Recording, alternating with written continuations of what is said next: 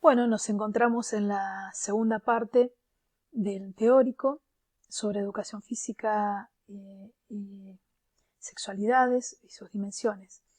Eh, Habíamos pensado que más allá de esa definición conceptual podríamos ejemplificar al sexo biológico con eh, esto de el ser varón y ser mujer, pero dijimos que uno de cada 1000 nacimos como seres humanos intersexuales. ¿Qué quiere decir esto? Que podemos tener tanto órganos masculinos, eh, órganos de la genitalidad del varón o de la genitalidad de la mujer, o algún órgano de estos que esté en pleno desarrollo.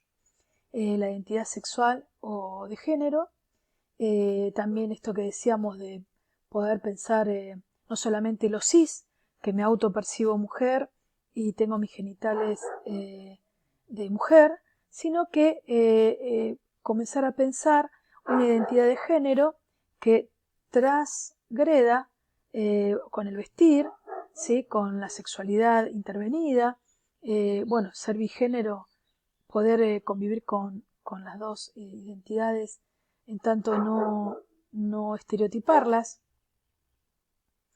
Bien, también podemos pensar sobre la orientación del deseo o la orientación sexual, en tanto hetero como posibilidad, varón con mujer, pansexualidad, no quieren etiquetarse en tanto que van a estar con alguien por su deseo, no por su orientación, digamos, binaria, no les importa. La asexualidad también es una posibilidad, eh, en tanto no tener el deseo de intercambios de fluido, por así decirlo, de genitalidad, sino que hay una afectividad sin una sexualidad genital.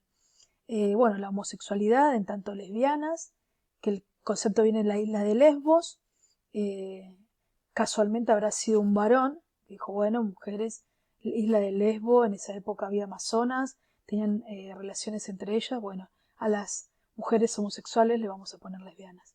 Y al varón gay, que gay quiere decir alegre, ¿sí? Esto también de la bisexualidad, que puede elegir tener relaciones amorosas en tanto con varones como mujeres. Pero bueno, en realidad todas estas etiquetaciones, por un lado, son, entre comillas, positivas para poder pensar de quiénes estamos hablando, ya que no es lo mismo, por ejemplo, una trans género o una transexual que hizo una intervención de genitoplastía o una hormonización o un bloqueo de la adolescencia hormonal, eh, o un varón o una mujer cis. Eh, pero sí nos va a poder dar una herramienta para comprender. ¿Y por qué digo una etiquetación entre comillas positiva? Porque a nadie de los heterosis andan anteponiendo la posibilidad de su orientación sexual, de su identidad de género, de su sexo antes que otras cosas. Pero cuando eso sucede es porque hay una conciencia de militancia por ejemplo, de los no binarios, de poder decir, bueno, nosotros también existimos desde estos lugares y queremos ser visibilizados en tanto posibilidades de derecho, a la salud, a todo, a la educación, a todo lo que los cis heteros patriarcales acceden. Me gustaría también pensar qué pasa en otras comunidades, en otras culturas, ¿sí? Y los géneros no binarios eran tenidos en cuenta en tanto que eran distintos, pero muy parecidos en nombres, ¿no? Mujeres, hombres, mujeres de dos espíritus, hombres de dos espíritus, y transgéneros, y dentro de las comunidades de los pueblos originarios, dice antes de la colonia, claro, el colonialismo, ¿no? Los nativos americanos reconocían 5 géneros que eran distintas tribus, como los navajos en los Estados Unidos. También podríamos pensar por qué los varones con pollera en Escocia y acá nuestros estudiantes no los dejan ir con pollera. Bueno, estas son prácticas culturales, por eso genera una construcción sexual, una construcción cultural que tiene que ver esto de relacionarlo al binomio sexo-género, que ya venimos derribando esas teorías. Bueno, la pregunta es con cuáles de todas estas etiquetas te identificás o nos identificamos, y pongo entre paréntesis hoy, porque la sexualidad se construye durante toda nuestra vida. Hablando de las construcciones sociales que hacen del sexo y del género en nuestra cultura, fíjense un ejemplo en el deporte, muy concreto, de Serena vuelve recibida de mujer. Entonces la pregunta es, ¿qué es ser mujer? Y bueno, acá Kate Millett tiene una frase que es una que se puso, la trajimos en la actualidad, que es lo personal es político. Kate Millett decía, bueno, si ser mujer es ser funcional o varón, es ser la pareja de un varón cis, patriarcal, androcéntrico, capitalista, si la mujer es funcional o varón, yo no soy mujer. Y en su condición de lesbiana nace otra frase que dice, las lesbianas no somos mujeres. Bueno, lo personal es político. Podríamos preguntarnos, ¿una mujer que decide no ser madre o no puede quedar embarazada no es mujer? Entonces, ¿un varón trans embarazado es biológicamente mujer? Dijimos que la identidad trans, siempre decimos primero la autopercepción y después al género que se autopercibe. Si un varón trans es biológicamente mujer o tiene genitales, podemos empezar a pensar también la importancia de esto en si nos imaginamos dentro de nuestras clases una niñez trans, una niña con pene o un varón con vulva, o la intersexualidad de algunos de nuestros estudiantes, pero no para etiquetar, sino para comenzar a pensar qué tan diversa y tan interseccional es nuestra clase, que muchas veces damos por entendido muchas cuestiones del saber y de las consignas y de los modos de agrupar, etcétera, binariamente, y no nos corremos de ese paradigma binario. Otra de las preguntas, una mujer trans que se siente mujer y adopta un hijo, ¿no es una madre? ¿Los varones trans también abortan? ¿Menstruan? Chan. Y no es un chiste. Es porque tenemos que empezar a construir nuestras clases tan hegemónicas, tan tradicionales dentro de la educación física. ¿Una mujer trans casada con un varón es heterosexual? Por supuesto. Todas las preguntas anteriores están en positivo. Lo mismo que una mujer cis casada con un varón es heterosexual. Sí. ¿Un varón cis que le gustan las mujeres es heterosexual? Sí. ¿Y un varón trans que le gustan las mujeres es heterosexual? Sí. Pero esto no es para etiquetar, vuelvo a repetir, sino que es para empezar a comprender que es tan diversa la sexualidad, que atraviesa no solamente la genitalidad, sino los vínculos, los afectos, la economía, la religión, que tenemos que empezar a abrir nuestros corazones sobre todo. Mujeres del fútbol, ¿sí? Mujeres diversas. ¿Qué biotipo ven acá? ¿De una mujer futbolista femenina? ¿Puede haber una feminidad masculina? ¿Y por qué no?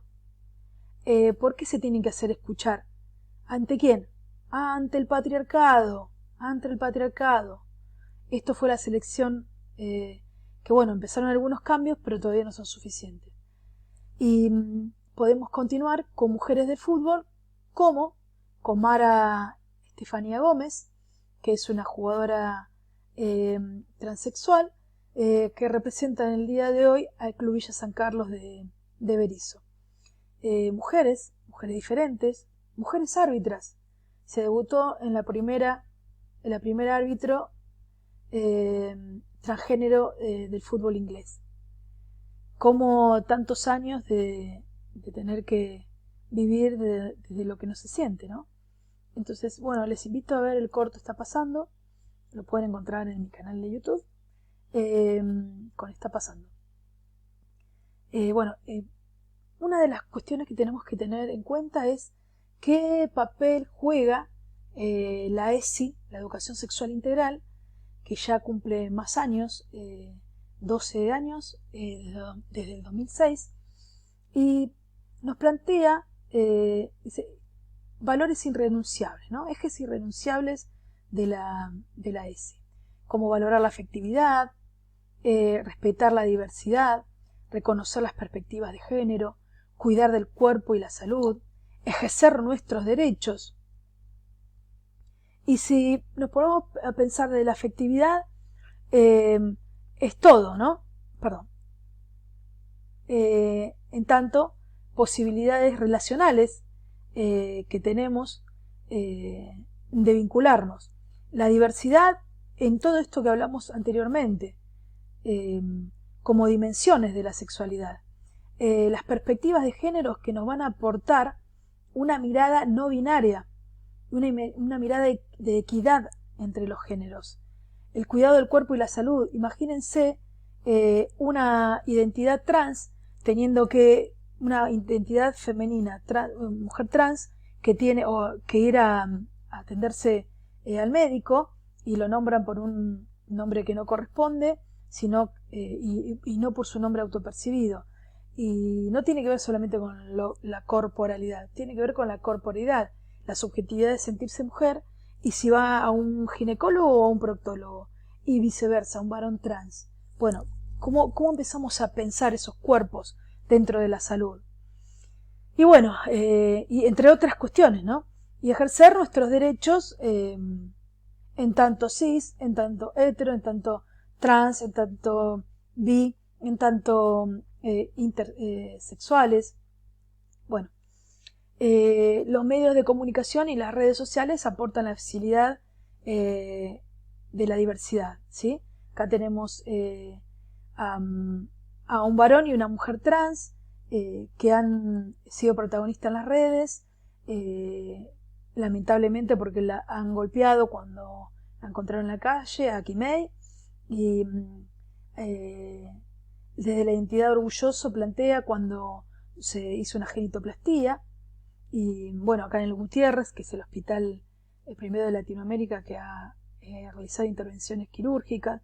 Bueno, estas realidades existen entre nosotros. Pensemos en un gimnasio, si entra Kimei, si entra una identidad trans. Bueno, acá vemos cómo se ha visto mediáticamente el tema y cómo la ficción puede visibilizar, sugerir, y como ya sabemos, la realidad supera la ficción en tanto diversidad de realidades.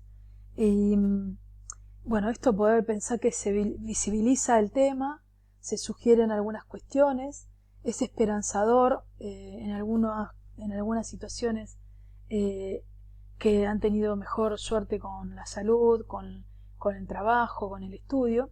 Bueno, provoca el debate por sobre todas las cosas y en algunas series o en algunas realidades de las redes se asesora. Me gustaría también pensar que las dificultades en la educación física, ¿no? Por sobre todo tenemos la inasistencia, la participación, quedan excluidas, en tanto que quedan excluidos, las identidades trans, género y andróginas, también por qué no pensar que no encuentran un lugar dentro de la clase, no solamente porque no pueden practicar natación, la indumentaria que utilizamos, las consignas que utilizamos, los agrupamientos que utilizamos, y bueno, por ejemplo la participación en los torneos, esos reglamentos binarios, mixtos, sexistas, ni hablar del bullying o el acoso escolar que sufren las identidades dentro de las clases. Bueno, vamos a pasar a otra parte en el próximo